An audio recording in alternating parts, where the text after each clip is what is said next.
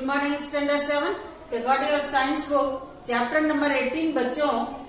इस चैप्टर में हम लोग 2-3 क्लास से बच्चों फॉरेस्ट के बारे में पढ़ रहे थे। ठीक है, आज हम लोगों का टॉपिक है बच्चों डिफॉरेस्टेशन के बारे में। डिफॉरेस्टेशन क्या है बच्चों? Cutting the plant. ज्यादा से ज्यादा प्लांट का जो कटिंग होता है उसी को हम लोग क्या बोलते हैं बच्चों? डिफॉरेस्टेशन कहते हैं। तो डिफॉरेस्टेशन के कारण के बहुत इफेक्ट्स हैं बच्चों। कौन कौन से?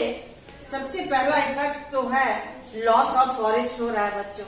ज्यादा से ज्यादा डिफॉरेस्टेशन करने के लिए हम लोग अपनी जरूरत के लिए ज्यादा से ज्यादा बिल्डिंग बनाने के लिए बच्चों, फैक्ट्रीज डालने के लिए, हमारे अपने घरों में फर्नीचर बनाने के लिए और भी अपने लाइफ को लेविश करने के लिए हम लोग ज्यादा से ज्यादा क्या कर रहे हैं?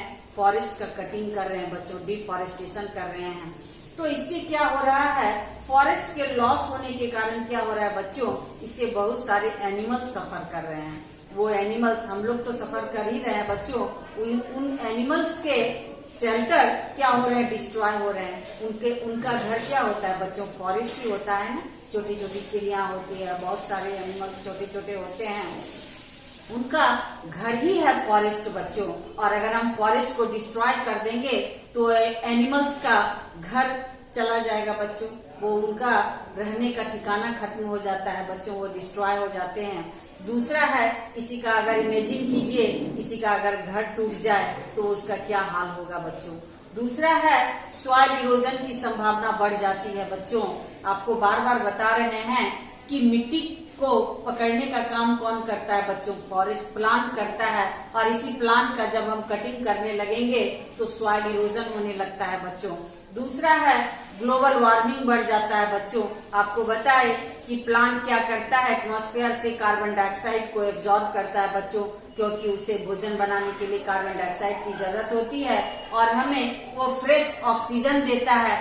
तो नेचुरली कार्बन डाइऑक्साइड की मात्रा अगर एटमॉस्फेयर में बढ़ेगी ज्यादा बच्चों तो ग्लोबल वार्मिंग होने की संभावना भी बढ़ जाएगी। ज्यादा से ज्यादा आजकल ग्लोबल वार्मिंग हो रहा है बच्चों। तो ये सारे इफेक्ट्स हैं बच्चों डिफॉरेस्टेशन के।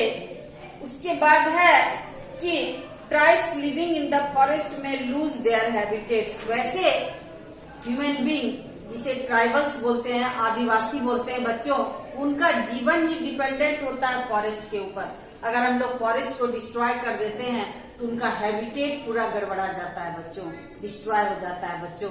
अब है कंजर्वेशन ऑफ फॉरेस्ट। किस तरह से फॉरेस्ट को हम लोगों को कंजर्व करना चाहिए, बचाना चाहिए बच्चों, जिसमें पहला है एफॉरेस्टेशन के द्वारा। सिंपल चीज सब बच्चों, ज्यादा से ज्यादा प्लांटिंग करेंगे तो क्या होगा? हमारा फॉरेस्ट कंजर्व होगा। दूसरा, ओवरग्रोजिंग को कंट्रोल करके ज्यादा किसी पार्टिकुलर एरिया में कैटल्स को नहीं छोड़ना चाहिए ओवरग्रेजिंग करने के लिए बच्चों।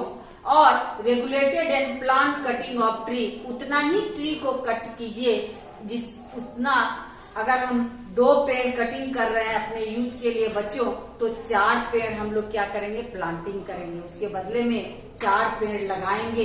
तो ये हमारा रेगुलर साइकिल क्या होगा बच्चों? तब मेंटेन रहेगा।